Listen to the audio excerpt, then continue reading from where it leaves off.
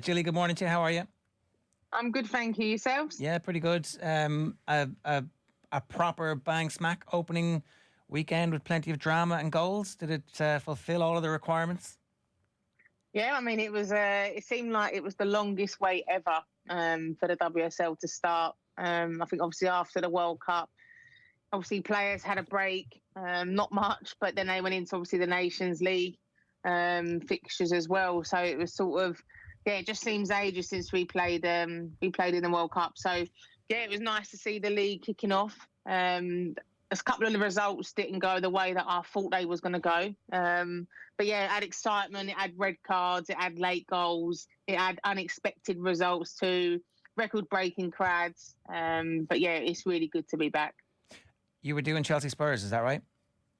Yeah, so yeah, I was covering their game last night. I did manage to watch the Villa Man United game as well. Caught a little bit of the Arsenal Liverpool game too. But yeah, Chelsea Spurs was the one that I was covering. Lauren James was obviously one of those characters that flashed across the consciousness of anybody who's interested in any sport, really, over the last 6 months with her performances in the World Cup in particular. It's going to be a massive season for her, and it's a huge opportunity for the club to capitalise on her popularity. She showed up yesterday and delivered again. Yeah, and massively. I mean, I think obviously, well, the World Cup, you for people who didn't know who Lauren James was beforehand, they soon found out the beauty of her game, the player she is. Obviously, she did have the sending off there, so even more eyes are going to be on her this year.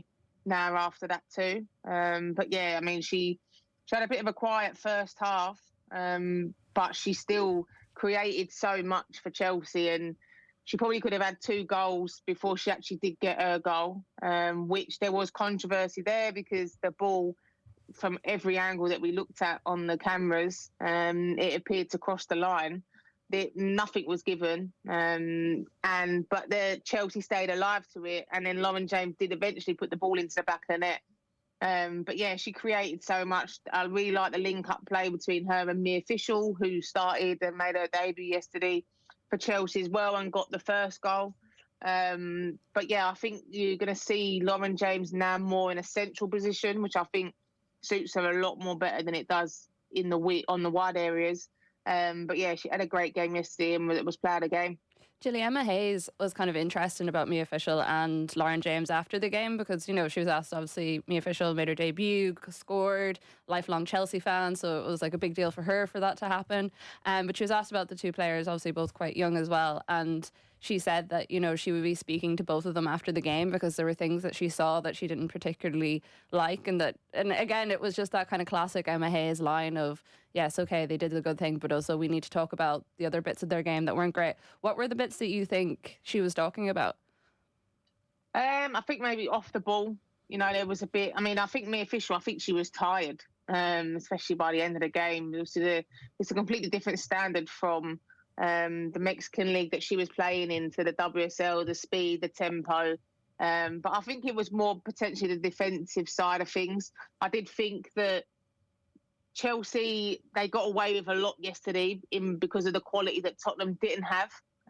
But if you let the players like Arsenal, for example, or Man City, Man United, those sorts of teams, if you allow them to have the time and the space that Chelsea did, they will get punished, you know. And obviously they did concede a sloppy goal that didn't need to happen. But I think for me, Emma wouldn't be happy with some of the defensive efforts and side of things from those two. But Emma's really good like that because I think, listen, everyone could be blowing absolute smoke for the pair of them yesterday, for Lauren James and for Mia Official, but she likes to keep players in line and she likes to make sure that their feet stay on the ground. And I think even before the game yesterday, she said on Sky, if obviously Sam Kerr weren't available because she weren't fit, but she would have been starting ahead of Mia Official.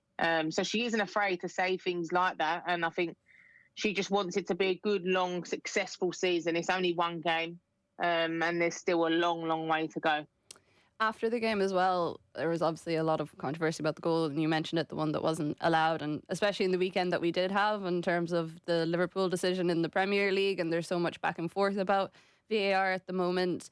For Emma Hayes kind of said, she feels like it's ridiculous and ludicrous that they were in a stadium that has access to VAR and it wasn't used. But she also said there needs to be consistency across the league because next week they'll be playing in a stadium where they don't have access to it. Is it the sort of thing where if it's brought in, it has to be consistent across every single stadium? Or are we missing a trick when these games are being played in some stadiums that can actually access those systems, not using them? I think it's really difficult. I think because there's pros and cons for both. I think if you're going to roll it out, for me personally, I think every stadium needs to have it because it's really hard for, say for a team like West Ham who play at Dagenham who might not have it, but then every other week they're playing at a main stadium and they do have it.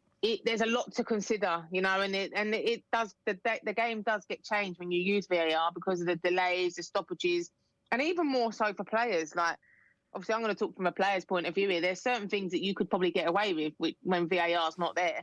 I said, now, if I was to play and there was VAR, I probably would be getting sent off every week because I'd get caught out doing stuff. So I think it is that, but I think it needs to be the consistency. It shouldn't just be the top teams with more money should be able to access VAR.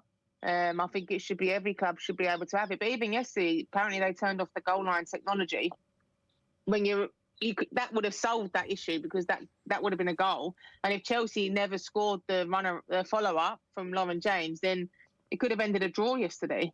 So little things like that. But there does have to be consistency. But if you're looking at the Aston Villa Man United game with Maya Letizia, in my opinion, should have been sent off with her off-the-ball challenge on Ebony Salmon that would have been reviewed from VAR. A bit similar to the Lauren James incident in the World Cup, was that if they never had VAR in the World Cup, that would have probably gone past and it wouldn't have been brought back to it. So I do think for those situations, I do think it should be consistent across the whole board. It seems that, after there's a big VAR scandal in the Premier League, a lot of people are like, well, this would just be better if we didn't have VAR. What we have are these two top-class leagues that are not competing with one another, but they have like these varying degrees of relationships with VAR. Obviously, in the WSL, no VAR Premier League with VAR, which is better as a result of their relationship with VAR, Gilly. Yeah, and I think you look at it now, especially in the women's game. Obviously, the men's game it's probably always been seen as a business, but with the women's game now and the money that's coming into the women's game, it is a business. And for example, say that goal on the goal line technology or whatever, the goal wasn't stood yesterday, and they didn't finish it up, and it finished 1-1. And it come to the end of the season, and Chelsea missed out on winning the league by 2 points or whatever. And I know obviously it's a long season, and there's a lot of results, but it can change. It can change games. It can change the results. And now there is a lot more money being thrown into the women's game. Obviously in regards to Champions League, cup competitions, tournaments, etc. It's meant to be there to help the referees, not be a hindrance. And I think, obviously, in the men's game, there is a lot of controversy with it. And people will then moan sometimes when it doesn't happen and they don't get the right answers. But then they moan if they don't have it, So it's one of them ones, can VAR ever win? I'm not too sure, but I just think it needs to be there to help the referees and the lines officials out. The thing about it in the women's game as well is that, like, if you did bring it in, you have an opportunity to not make all the mistakes that we're seeing in the men's game at the moment, and especially in the Premier League. Like, it's used quite effectively across other leagues. We've seen it can work well. It is a thing where you bring it in the women's and you actually test and trial some of the stuff that is being talked about constantly in the men's, but they don't want to bring in, the semi-automation, whatever it might be. I think, like, a lot of the time people forget that you don't have to just directly replicate everything that's being done on the other side. You can use that as an opportunity to innovate and do something different. Yeah, most definitely. And I think that they used VAR in the Chelsea pre-season game against Roma. And I mean, it was a success. And I think you're right. If you're doing it in the women's game, there's probably a lot less pressures in the women's game. But yeah, I mean, I think if it's there to help the referee, obviously the controversy on the weekend of the Liverpool-Tottenham game, they're saying obviously the lines weren't used and it was onside, etc. But yeah, I think for me, the way the women's game's going and the money that's coming in, and the importance of the results and the pressures, I do think that VAR should be introduced. Speaking of officiating, are we allowed to say in our completely unbiased point of view that Katie McCabe is falling victim to a grand conspiracy against her? A disgraceful yellow card handed out over the course of the weekend, Gilly. Yeah, I mean, you could say. I think as well, obviously, Howard Sissoko, who plays for West Ham, come out about it as well, because she thinks she gets targeted by referees.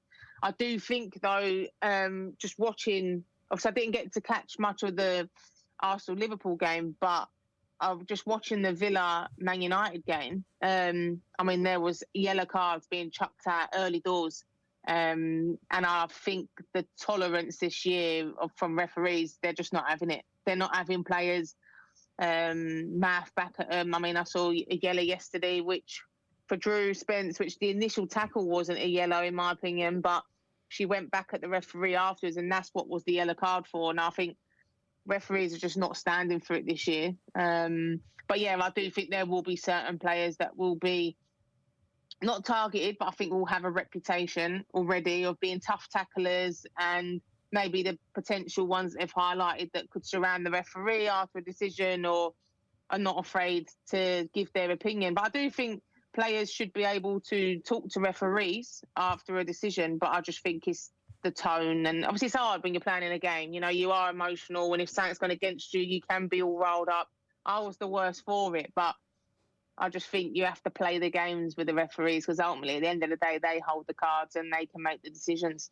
Gilly, I know you said you didn't see much of the game yesterday, but just in terms of how things are going at Arsenal, how worried should Arsenal fans be? I mean, losing Champions League in the way that they did, opening game against Liverpool in front of like over 53,000 fans. It seemed like all the vibes around the club have been quite good. You know, they signed Alessia Russo, they got several contract extensions for big players, Katie McCabe included. It felt like everything was pointing in the right direction for them at the start of the season, but it just hasn't really clicked. Yeah, and I mean, obviously I covered the Champions League games for Arsenal TV, and I think with Arsenal, they've got quality in abundance, you know, especially attacking wise. Obviously it's exciting to see Russo go there. Lacasse really impressed me in the Champions League games too.